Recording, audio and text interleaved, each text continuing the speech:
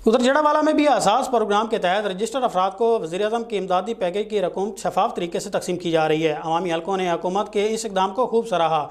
सैयद अली ज़वार की रिपोर्ट। जड़ावाला में भी वज़ीर-ए-आज़म के एहसास प्रोग्राम के तहत गरीबों और मुस्तहिक़ अफराद में अमदादी रकूम तकसीम करने का अमल शुरू कर दिया गया। हुकूमत के इस अमदादी इक़दाम को अवाम ने खुशाइन करार देते हुए कहा कि हम हुकूमत के मशकूर हैं, जिन्होंने इस मुश्किल घड़ी में अवाम को अकेला नहीं छोड़ा। पैसे सानू अगे मिलते इंतजाम हाँ जी पानी पूनी का भी इंतजाम इन्हें रखा कि नहीं कोई रखा है ना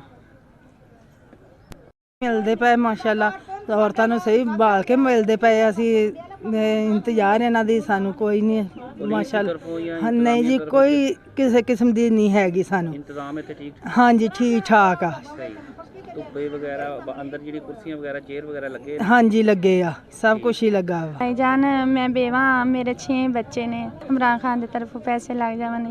एहसास प्रोग्राम में रजिस्टर्ड अफराद की बायोमेट्रिक तस्दीक के बाद अमदादी रकूम शफाफ तरीके से दी जा रही हैं। यहाँ पूरे 2 सेंटर में पुलिस के जवान भी तैनात हैं और रेंजर्स के जवान, आर्मी के जवान भी तैनात हैं। कैमरा टीम के साथ सैयद अली ज़वार, सिटी न्यूज़, जड़ा।